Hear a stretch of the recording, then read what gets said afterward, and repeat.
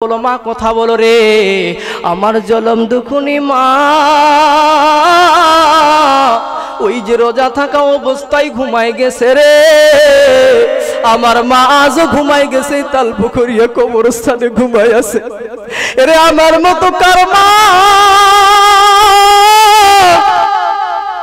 আমার মতো কার বাবাই কবরস্থানে ঘুমিয়ে আছে রে বাবা আসো একটু কোরআনের মাহফিলে বসো মা বাবার জন্য একটু দোয়া করো আল্লাহ পাক বলেছে কোন সন্তান মা বাবার জন্য দোয়া করতে দেরি আমি আল্লাহ ওই মা বাবার কবরের আযাব মাফ করতে দেরি না জোরে কোন সুবহানাল্লাহ ও দুনিয়ার মুসলমান আল্লাহ পাক রব্বুল আলামিনের ইবাদত করার পরে কার খেদমত করতে বলেছে জোরে বলেন মা বাবার খেদমত করতে বলেছে কার খেদমত করতে বলেছে ও দুনিয়ার মুসলমান ভালো করে শুনবেন মার যদি খেদমত করতে পারেন তাহলে জান্নাতে যাবেন আর মার কথা অবাধ্য হন মার গায়ে আঘাত করেন বাবার গায়ে আঘাত করেন আপনার ঠিকানা হবে জাহান্নাম জোরে বলেন কোথায় কোথায় ও দুনিয়ার মুসলমান ইমানদার আল্লাহর গোলাম আল্লাহর একজন পয়গম্বর ছিলেন আল্লাহর একজন নবী ছিলেন তিনার নাম মুসা আলাইহি ওয়াসসালাতু ওয়াসসালাম জোরে বলেন নাম কি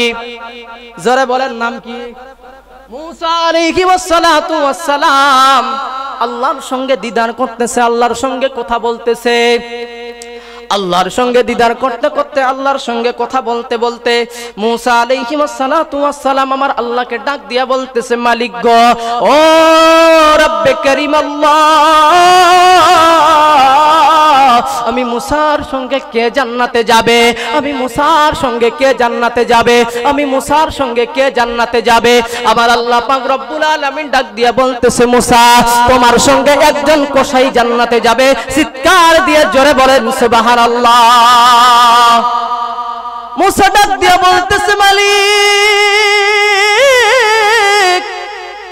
আমি একজন নবী আমার সঙ্গে একজন কসাই কেমনে জান্নাতে যাবে কেন জান্নাতে যাবে এমন কি আমল করে আমার সঙ্গে জান্নাতে যাবে আমার আল্লাহ পাক রব্বুল আলামিন ডাক দিয়া বলতেছে মুসা তোমার পাশে একটা বাজার আছে ওই বাজারের মধ্যে একজন কসাই আছে তিনি মাংস কেটে কেটে বিক্রি করে তুমি যাও তাকে ফলো করো সে কি করতেছে তার কাছে যাও মুসা আলাইহি ওয়াসসালাতু ওয়াসসালাম রে বন্ধু এইবার মুসা আলাইহি ওয়াসসালাতু ওয়াসসালাম আল্লাহর সঙ্গে কথা শেষ করার পরে আল্লাহর সঙ্গে কথা শেষ করার পরে মুসা আলাইহিস সালাতু ওয়াস সালাম বাজারে চলে গেছে বাজারে যাওয়ার পরে রে আমার বন্ধু দেখতেছে ঠিক একজন কসাই মাংস কেটে কেটে বিক্রি করতেছে আর মাংসের এক টুকরো ভালো মাংস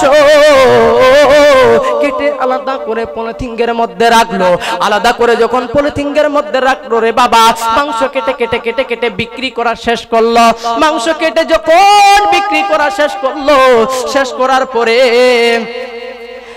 মাংস কেটে কেটে বিক্রি করার পরে মাংস কেটে বিক্রি করে শেষ করে এই কসাইটি কি করতেছে রে বন্ধু এই কসাইটা ওই যে একটু মাংস কেটে রাখলো এই মাংসটুকু নিয়া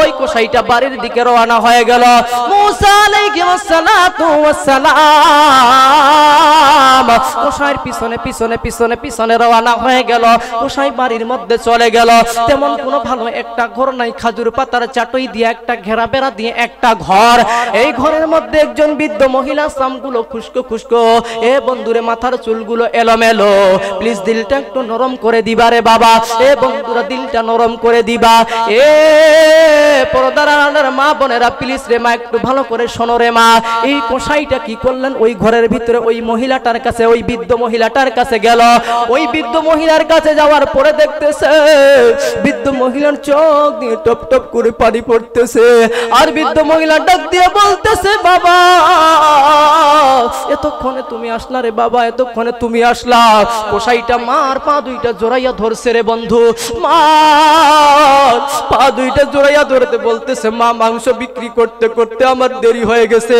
মা গো প্লিজ তুমি দুঃখ নিও না মা কষ্ট নিও না তোমার মনে যদি আমি কষ্ট দেই গো মা আমার আল্লাহর জান্নাত আমার জন্য হারাম হয়ে যাবে আমার বন্ধুরা রে কসাইটা কি করলো রে বন্ধু, তার মাকে সুন্দর করে গোসল করাই দিল। মাকে গোসল করাই দেওয়ার পরে মার পায়ে তেল মালিশ করে দিল, হাতে তেল মালিশ করে দিল, মাথার মধ্যে তেল মালিশ করে দিল, মাথা আঁচড়িয়ে দিল। আঁচড়িয়ে দেওয়ার পরে রে বন্ধু এই কসাইটা মাকে বলতেছে, মা তুমি একটু রেস্ট নাও, আমি এই যে তোমার জন্য প্যাকেট করে মাংস নিয়ে এসেছি, ফ্রেশ মাংস নিয়ে এসেছি গো মা, আমি এখন কেটে কেটে মা এই মাংসটা তোমার জন্য রান্না করে মা তোমাকে খাওয়াবো। এ বন্ধুরে পিছন পিছনে মুসা আলাইহিস সালাতু ওয়াস সালাম দেখতেছে। এরপরে রে বন্ধু কসাই সুন্দর করে মাংসটাকে রান্না করলো, রান্না করে মাকে খাওয়াই দিতেছে, মাকে খাওয়াই দিতেছে, মাকে খাওয়াই দিতেছে। জোরে করে আল্লাহু আকবার। মুসা আলাইহিস সালাতু ওয়াস সালাম, মুসা নবী এই দৃশ্যটা আর দেখে থাকতে পারলো না। মার এত সুন্দর, মার এত সুন্দর, মার এত সুন্দর খেদমত করা দেখে আর থাকতে পারলো না। এইবার মুসা আলাইহিস সালাতু ওয়াস সালাম কসাইকে ডাক দিয়া বলতেছে, ও ভাই কসাই রে, কতদিন ধরে তুমি তোমার মার এইভাবে খেদমত করো, কতদিন তুমি তোমার মার এইভাবে খেদমত করো। কসাই ডাক দিয়া বলতেছে, আমার মা যেই দিন থেকে চলতে পারে না, আমার মা যেই দিন থেকে তার নিজের কাজকর্ম করতে পারে না, ওই দিন থেকে এইভাবে আমি আমার মার সেবা করি, আমার মার খেদমত করি। চিৎকার দিয়ে জোরে বলেন সুবহানাল্লাহ। এইবার ওই কসাইটা ডাক দিয়া বলতেছে, আমার মার আমি খেদমত করি, আমার মারে আমি খুব ভালোবাসি, কিন্তু আমার মার একটা পাগলা দোয়া আছে। কি দোয়া জোরে বলেন, কি দোয়া? পাগলা দোয়া। মুসা নবী ডাক দিয়ে বলতেছে, আপনার মার পাগলা দোয়া কি? বলতেছে, আপনি যে কে আমি তো জানি না, আমার মার পাগলা দোয়া হইল আল্লাহুম্মা ইবনে জালিস ইয়া মুসা ইয়াউমাল কিয়ামা।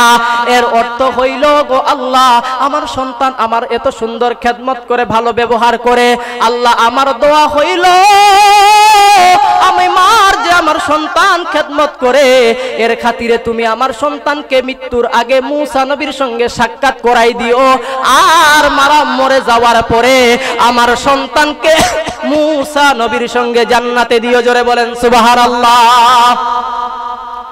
মুসা আলাইহিস সালাতু ওয়াস সালাম ডাক দিয়ে বলতেছে, এরে কসাই, তোমার মার এইটা পাগলা দোয়া না রে, পাগলা দোয়া না, তোমার মার দোয়া আল্লাহর আরশে আজিমে কবুল হয়ে গেছে। আমি হচ্ছি সেই মুসা নবী। জোরে বলেন সুবহানাল্লাহ।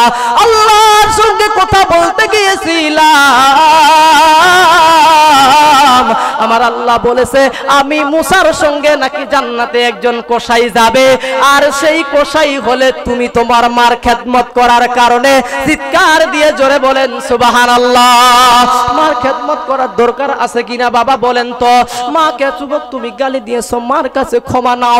মার মনে কষ্ট দিয়া, মার মনে আঘাত দিয়া তুমি যদি কাবা ঘরের ইমাম হও, আল্লাহর জান্নাত তোমার জন্য না, আল্লাহর জাহান্নাম তোমার জন্য। কথা বলেন ঠিক কি না? এই জন্য বলি মাকে কষ্ট দিও না, মা বাবাকে কষ্ট দিও না। যার মা বেঁচে আছে মার খেদমত করো, যার বাবা বেঁচে আছে বাবার খেদমত করো। যার মা বেঁচে আছে মার সঙ্গে বেয়াদবি করলে, মার সঙ্গে খারাপ আচরণ করলে, আজকে গিয়ে রাত্রি বেলা তোমার মার পা দুইটা জড়াইয়া ধরবা আর ডাক দিয়া বলবে, মা গো আমি তোমারে মার দিয়েছি, গালি দিয়েছি, মা তুমি আমার উপরে রাগ করে থাকো না, তুমি আমারে মাফ করে দাও।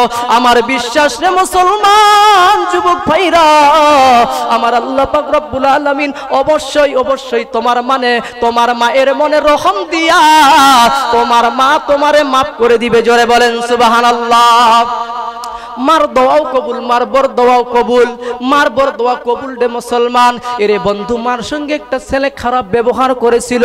এ বন্ধু, মার সঙ্গে একজন ছেলে খারাপ ব্যবহার করেছিল, তার পরিণতি কি হয়েছিল আমি ঘটনাটা একটু বলি রে মুসলমান। এরে মুসলমান, আজ থেকে 3 বছর আগে, করোনার আগে রে বন্ধু, আমি ময়মনসিংহ বিভাগের আমি শেরপুর নাইলতামারি থানায় মাহফিলের উদ্দেশ্যে রওনা হয়ে গেলাম। মাহফিলের দিকে রওনা হয়ে গেলাম, মাহফিলে রওনা হয়ে গেলাম। শেরপুর জেলার নাইলতামারি থানায় আমার মাহফিল ছিল রে মুসলমান। মাহফিল শেষ করে রে বন্ধু আমি জামালপুর হয়ে ঘুরে এলেঙ্গায় আসবো। এরে বন্ধু রাত প্রায় 1টা বাজে, কনকনে শীতের সময়। এরে বন্ধু গাড়ি নাই, টিকিটও করি নাই। আবার পরের দিন মাহফিল ছিল ঠাকুরগাঁও জেলায়। এরে বন্ধু আমাকে দিনের বেলা পৌঁছাতে হবে এবং দিনের বেলায় মাহফিল, দিনের বেলায় উপস্থিত হতে হবে। আমি বড় বিপদে পড়ে গেলাম রে বন্ধু, কি করব চিন্তায় পড়ে গেলাম। এরে বন্ধু আমাকে একজন বলল, হুজুর আপনি যদি জামালপুরে যান, জামালপুর জেলা থেকে ডাইরেক্ট ঠাকুরগাঁওয়ের গাড়ি পাওয়া যাবে। এরে বন্ধু তার কথা শুনে একটা সিএনজি করে আমি জামালপুরে পৌঁছে গেলাম। জামালপুরে পৌঁছে যখন গেলাম রে বন্ধু, রাত তখন 2টা, কোনো গাড়ি নাই রে বন্ধু। আমি রাস্তার মধ্যে দাঁড়িয়ে গেলাম, আমাকে তো ঠাকুরগাঁয়ে পৌঁছতে হবে। এরে আমার বন্ধু রাস্তার মধ্যে দাঁড়িয়ে গেলাম বন্ধুরে, এত ঘন কুয়াশা, আবার ভয় লাগে কোনখানে জানি কি হয়। মিডিয়াম্যান ছিল, ক্যামেরা ছিল, আবার অন্তরে বড় ভয়, আমি একা, আমার ওখানে কোনো পরিচিত লোকজন নাই। এরে বন্ধু 2টার সময় দেখতেছি একটা বাস ধীরে ধীরে ধীরে ধীরে আসতেছে। আমি বললাম গাড়িটা, আমি হাত দিয়ে দেখাইলাম গাড়িটা থামান। গাড়িটা থামানো হইল। বাসের যে হেল্পার ছিল রে বন্ধু, আমি তাকে জিজ্ঞাসা করলাম, ভাই গাড়িটা কোথায় যাবে? আপনি আমাকে ডাক দিয়া বলতেছে, হুজুর আপনি কোথায় যাবেন? আমি ডাক দিয়া বললাম, ভাই আমি তো আমার বাসা দিনাজপুর জেলায়, আমি ঠাকুরগাঁও যেতে চাই। আমার আগামী কালকে দিনের বেলা মাহফিল, আজকে আমার মাহফিল ছিল শেরপুর জেলা নাইলতামারি থানায়। ও ভাই রে আমাকে কি নেওয়া যাবে? বলতেছে, হুজুর এটা তো ঠাকুরগাঁও যাবে না, আপনি যদি চান এলেঙ্গা পর্যন্ত যাইতে পারেন। আপনি এলেঙ্গা গেলে ওখান থেকে প্রত্যেক ডিস্ট্রিক্টের ওই দিকের গাড়ি পাবেন, আপনি এই গাড়ির মধ্যে উঠেন। এরে বন্ধু 1.5-2 ঘন্টার রাস্তা, আমি গাড়ির মধ্যে উঠলাম, কোনো সিট নাই। ড্রাইভারের পাশে আমি বসলাম রে বন্ধু। ড্রাইভারের পাশে যখন আমি বসলাম, এরে বন্ধু ড্রাইভারের দেখতেছি বাম পাটা নাই, ড্রাইভারের দেখতেছি বাম পাটা নাই। হেল্পার কানে কানে ডাক দিয়া বলতেছে, উনি একজন ইসলামী আলোচক, নাইলতামারি থানায় মাহফিল ছিল, মাহফিল ছেড়ে আমাদের গাড়িতে উঠেছে। আমার পরিচয় যখন দিল রে বন্ধু, ড্রাইভারের চোখ দিয়ে টপ টপ টপ টপ করে পানি পড়তেছে। আমি ডাক দিয়া বলতেছি, ভাই আপনি কেন কাঁদেন, কেন কাঁদেন, কেন কাঁদেন, আপনি কেন কাঁদেন? এইবার আমাকে ড্রাইভারটা ডাক দিয়া বলতেছে, ভাই এই যে দেখতেছেন আমার ডান পা আছে, আমার বাম পাটা নাই।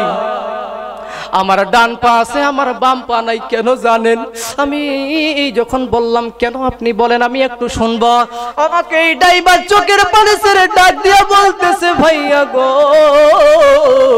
আমি একদিন জামালপুর থেকে ঢাকায় গাড়ি চালাই, জামালপুর থেকে ঢাকা পর্যন্ত গাড়ি চালাই। আমি ঢাকা থেকে গাড়িটা রিটার্ন নিয়ে জামালপুরে আসি। জামালপুরে আসার পরে রে বন্ধু আমি বাড়িতে গেলাম। বাড়িতে যাওয়ার পরে আমার স্ত্রী আমাকে ডাক দিয়া বলতেছে, তোমার মা আমার সঙ্গে খারাপ ব্যবহার করেছে, তোমার মা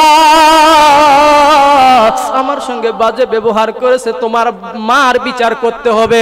তোমার মার বিচার তুমি যদি না করো, আমি আজকে আমার বাবার বাড়িতে চলে যাব, আর আসবো না। হুজুর আমি এই রাগকে কন্ট্রোল করতে না পেরে আমার মা ঘরের দরজার মধ্যে গিয়া ডাক দিয়েছি।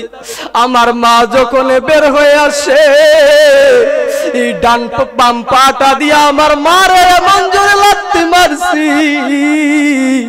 আমার মা সঙ্গে সঙ্গে জমিনের মধ্যে পড়ে গেছে, বলেন নাউজুবিল্লাহ। আমার মা জমিনের মধ্যে পড়ে গেছে।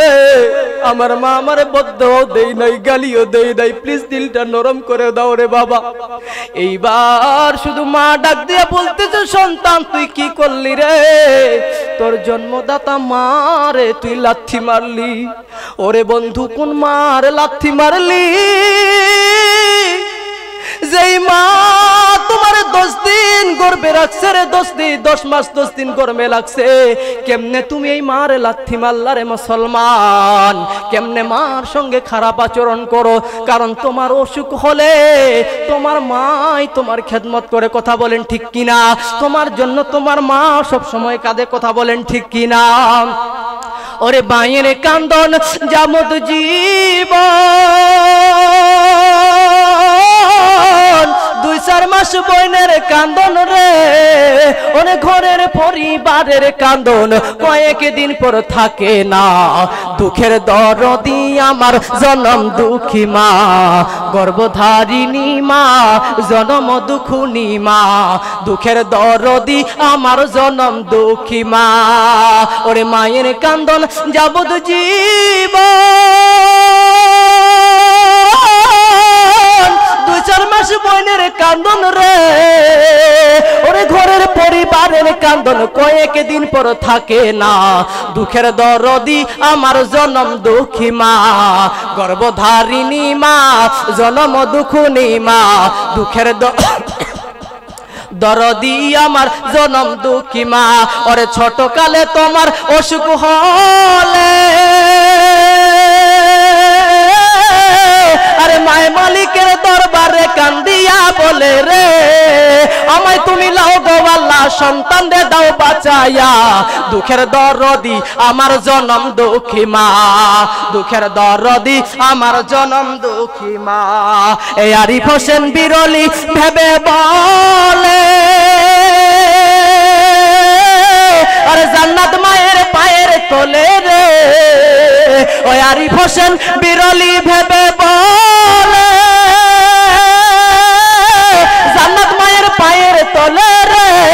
আরে দেখ বুখারী হাদিস খুলে করেছে নবী ঘোষণা, দুঃখের দরদি আমার জনম দুঃখী মা, গর্ভধারিণী মা, জনম দুঃখুনি মা। দুঃখের দরদি আমার জনম দুঃখী মা।